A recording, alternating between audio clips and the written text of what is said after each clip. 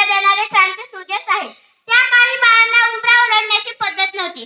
त्या काळी बाळांच्या जातीने कसं, आपण बरं, आपलं घर बरं, घरातली माणसं बरं. स्त्री पुरुष उच्च नीच असा लय भेदभाव होता.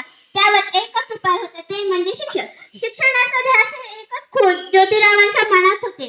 आणि एकदा शिक्षणाचा प्रसार करत असताना ज्योतिरावांना फरान नावाच्या ब्रिटिश मॅडम म्हणाल्या, मिस्टर फुले, तुम्हाला शिक्षणाचा प्रसार करायचा आहे ना, so educated women first, because women first we how to educated. पण तुम्ही माणसे वुमेनला घराच्या बाहेरच पडू देत नाही. So bad mister Phule, so bad. झालं, ते आले माझ्याकडे पॅटी पेन्सिल घेऊन आणि मला म्हणाले, मी तुला शिकवणार. झाला, सुरू झाला माझा अभ्यास. काना मात्रा वेदांती उकार बे के बे बे 2 4 बे 6 6 हाच ध्यास. मी लिहायला शिकले, वाचायला शिकले आणि काव्य सुद्धा रचू लागले. एवढ्यातच 1 जानेवारी 1848 ला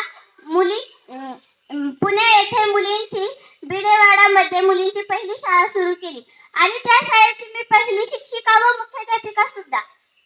जर शेळपाटलासारखं जर जगाल तर काम तमाम होईल, पण वाघासारखं जर जगाल तर नाव लौकिक होईल. पण समाज मात्र धर्मबुडाला आरडाओरडा सुरू होतो.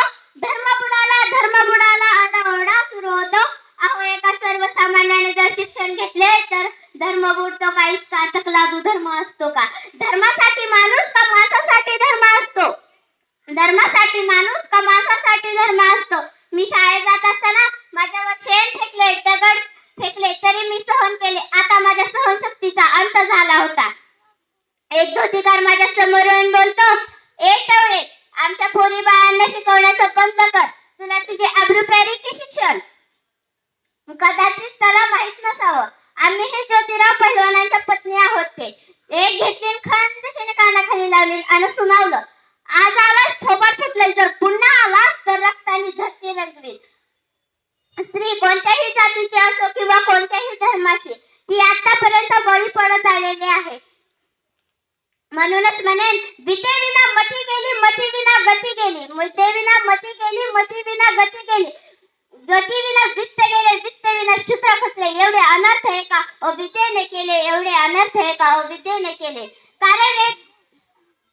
म्हणूनच म्हणेन, कारण एक मुलगा शिकला तर तो एकटाच शहाणा होतो. कारण एक मुलगा शिकला तर तो एकटाच शहाणा होतो. आणि एक मुलगी शिकली तर ती संपूर्ण घराण्याला साक्षर करू शकते. कारण एक मुलगी शिकली तर ती संपूर्ण घराण्याला शहाणी करू शकते. धन्यवाद.